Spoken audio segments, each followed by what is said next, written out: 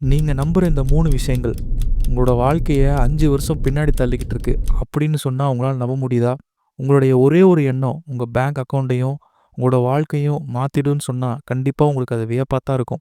நீங்க ஃபீல் பண்ற போராட்டங்கள், பின்னடைவுகள், விரக்திகள் இது எல்லாமே உங்கள சுத்தி இருக்கிற உலகம், சமூகம், உங்கள பெத்தவங்க உங்களுக்கு கொடுத்த விதிமுறைகள். இந்த உலகத்துல 2டே வகையான மனிதர்கள் தான். 1 விதிகளை பின்பற்றுபவர்கள். 2 புதிய விதிகளை உருவாக்குபவர்கள். இதுல நீங்க யாரு? நம்மளுடைய நம்பிக்கைகள் தான் வாழ்க்கைய வழிநடத்துது. நம்பிக்கைகள் ஒரு வடிகட்டி மாதிரி. நீங்க உலகத்த பார்க்குற லென்ஸ் மாதிரி. வாய்ப்புகள் நிறைந்த உலகம் அப்படின்னு நம்புனீங்கன்னா, எல்லா இடத்துலயுமே வாய்ப்புகள் தான் தெரியும். வாழ்க்கை ஒரு போராட்டம் தான் அப்படின்னு நம்புனீங்கன்னா, உங்களோட மூளை போராட்டங்கள்ல மட்டும் தான் கவனம் செலுத்தும். உங்களால ஏன் உங்க கோல்ஸ அச்சீவ் பண்ண முடியல? ரீசன் என்ன தெரியுமா? நீங்க எதார்த்தத்த பேச்சுவார்த்தைக்கு உட்படுத்தலாம் அப்படிங்கிற எளிய உண்மைய நம்பல. ஆனா ஷாக்கிங்கான உண்மை என்ன தெரியுமா? விதிகள் நிலையானவை அல்ல. அத உங்களால மீண்டும் எழுத முடியும். Reticular activating system RAS. இது நரம்பியல் அறிவியல். உங்களோட மூளையில ஆர்ஏஎஸ் என்ற அமைப்பு இருக்குது. இது நம்பிக்கைகள் அடிப்படையில நீங்க எத கவனிக்கிறீங்க அப்படிங்கிறத வடிகட்டுது.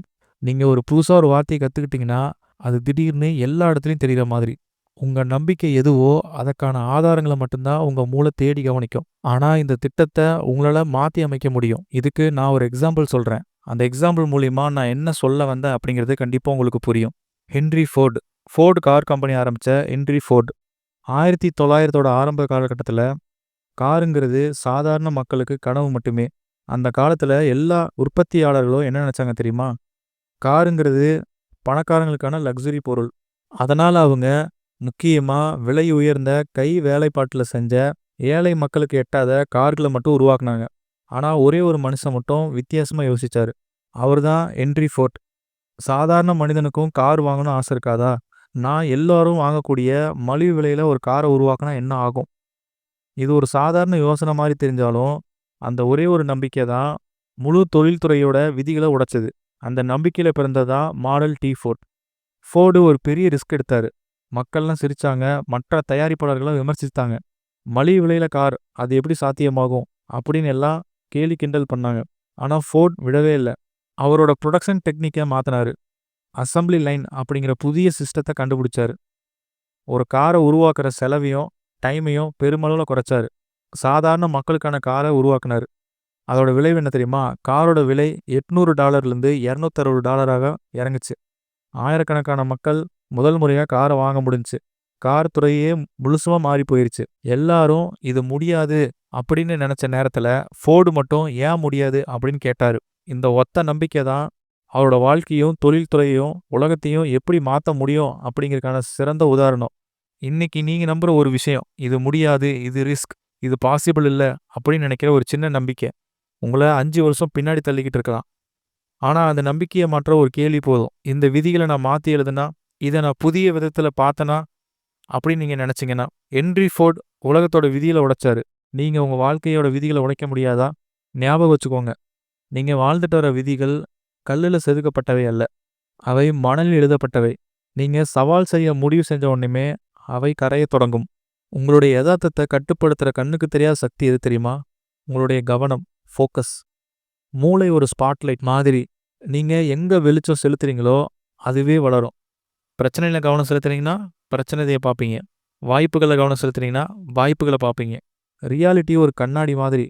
நீங்க யாருன்னு நம்புறீங்களோ, அதையே உங்க எதார்த்தம் பிரதிபலிக்குது. கண்ணாடியில நீங்க பார்க்கிறத நீங்க விரும்பவில்ல அப்படின்னா, பிரச்சனை வெளியில இல்ல. அது உங்களுக்குள்ள இருக்கு. உங்களோட உள் நம்பிக்கையில மாத்துனீங்கன்னா, உங்களுடைய வெளி எதார்த்தம் மாறும். கவனத்தை மாற்றுதல். நீங்க உங்களோட வாழ்க்கையில திருப்தியற்ற 3 பகுதிகள் எழுதுங்க. எக்ஸாம்பிளுக்கு அது பணமா இருக்கலாம், இல்ல ரிலேஷன்ஷிப்பா இருக்கலாம், இல்ல தொழிலா இருக்கலாம். அத பத்தின நீங்க நெனைக்கிற நெகட்டிவ் தாட்ஸ் என்ன? அத எழுதுங்க. எக்ஸாம்பிளுக்கு என்கிட்ட எப்போதும் போதிய பணம் இல்ல அப்படின்னு. இப்ப ஸ்கிரிப்ட்ட மாத்துங்க.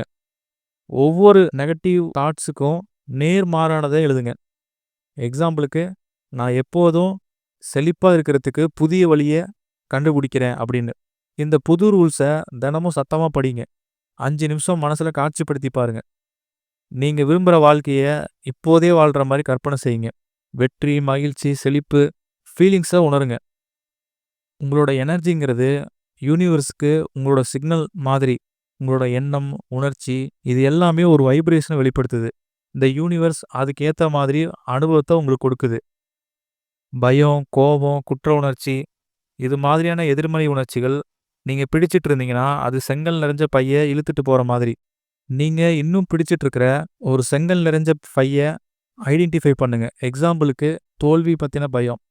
அது உங்களோட கையில வச்சிட்டு இருக்க மாரி கற்பனை செஞ்சு, பின்னாடி அத கீழ போடுற மாரி மனசுல காட்சிப்படுத்துங்க. சத்தமா சொல்லுங்க. "நான் இத விட்டுர்றேன். இனி எப்போதுமே இது என் மேல அதிகாரத்த செலுத்தாது" அப்படின்னு. உங்களோட சிறு நடவடிக்கை கூட உங்களோட புதிய யதார்த்தத்த வலுப்படுத்துது. கிளாரிஃபிகேஷன் ஆக்ஷன் மூலமா வருது. இது நைட்ல வண்டி ஓட்டுற மாதிரி. நீங்க முழு பாதையும் பார்க்க தேவையில்ல. அடுத்த படி மட்டும் உங்களுக்கு தெரிஞ்சா போதும். உங்களுடைய வெற்றிக்கு தேவைப்படுற மிகச்சிறிய செயல ஃபைண்ட் அவுட் பண்ணுங்க. உங்க கோல்ஸ அச்சீவ் பண்றதுக்கு தேவையான மிக சிறிய செயல். நீங்க உங்களுடைய கோல்ஸுக்காக இன்னைக்கு எடுத்திருக்கக்கூடிய மிகச்சிறிய நடவடிக்கை என்ன? எக்ஸாம்பிளுக்கு நீங்க ஆரோக்கியமா இருக்கிறதுக்கு காலையில ஒரு டம்ளர் தண்ணி குடிக்கிறது. உடனடியா அத செய்யுங்க. அத ரெகுலரா செய்ய செய்ய அது உங்களுக்கு பழக்கமாகி அதையே மீண்டும் செய்வீங்க. உங்களுடைய சின்ன சின்ன வெற்றிகள் தான் உங்களோட மூளைக்கு மாற்றங்கள் சாத்தியம் அப்படின்னு நிரூபிக்குது. பெரிய செயல்களுக்கு ஊக்கமளிக்குது. பயம் ஒரு எதிரி இல்ல. செயல்படாம இருக்கிறது தான் எதிரி. பயம் அறியப்படாததுனால தான் அது வலிமை பெறுது. நீங்க நடவடிக்கை எடுக்கும்போது அறியப்படாதது அறியப்பட்டதா மாறுது. நீங்க ரெகுலரா தவிர்த்துட்டு வர ஒரு வேலைய தேர்வு செய்யுங்க.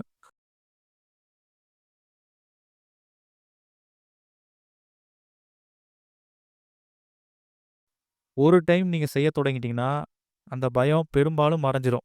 உங்களோட எண்ணங்கள், உணர்ச்சிகள், செயல்கள் இது எல்லாமே உங்கள விருப்பத்தோட ஒத்துப்போகும்போது, முழுமையா சீரமைக்கும்போது, சீக்கிரமே ஒரு பெரிய மேஜிக் நடக்குது.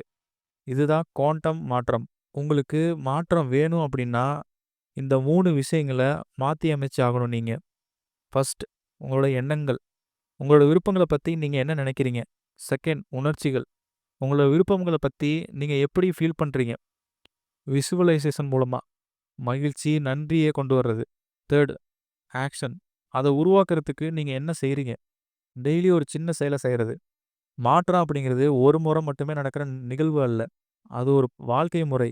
பழைய பழக்கங்களோட ஈர்ப்பு சக்தியிலிருந்து விடுபடுறதுக்கு ஒரு தினசரி அமைப்பு தேவை உங்களுக்கு. அதுக்கு இந்த 10 நிமிஷ தினசரி பிராக்டிஸ செஞ்சு பாருங்க. காலையில 3 நிமிஷம் காட்சிப்படுத்தி பாருங்க. உங்களோட கனவு வாழ்க்கைய வாழ்றத மாதிரி கற்பனை செஞ்சு, "இதுதான் நான். இதுதான் என்னோட எதார்த்தம்" அப்படின்னு சொல்லுங்க. அடுத்த 3 நிமிஷம். நன்றியுள்ள 3 விஷயங்கள உணர்வுபூர்வமா எழுதுங்க. அடுத்த 3 நிமிஷம். தினசரி கோல்ஸ செட் பண்றது. உங்களோட புது எதார்த்தத்த ஒத்துப்போற மாரி ஒரு சின்ன செயல எழுதுங்க. அடுத்த 1 நிமிஷம். ஈவினிங். ஈவினிங் 1 நிமிஷம். இன்னைக்கு உங்களோட புதிய எதார்த்தத்தோட ஒத்துப்போற மாரி உங்களால வாழ முடிஞ்சதா? Last point. நீங்க ஒரு சிச்சுவேஷன் மூலியமா பாதிக்கப்பட்டவங்க அல்ல. நீங்க எதார்த்தத்தோட படைப்பாளி. நீங்க வரம்பற்று செயல்படக்கூடிய ஆள். உங்களுடைய வாழ்க்கையோட வரம்புகள் என்னன்னா, நீங்க ஏற்றுக்கிட்ட வரம்புகள் மட்டும் தான். இன்னைக்கு ஒரு நம்பிக்கைய மீண்டும் எழுதுங்க. ஒரு தைரியமான செயல செய்யுங்க. உங்களோட எனர்ஜிய, உங்களோட விருப்பங்கள மாற்றி அமைங்க. இந்த வீடியோ உங்களுக்கு புடிச்சிருந்தா, சேஞ்சிங் நௌன்னு கமெண்ட்ல எழுதுங்க. மீண்டும் இது மாதிரியான ஒரு வீடியோவோட உங்கள அடுத்த வாரம் சந்திக்கிறேன்.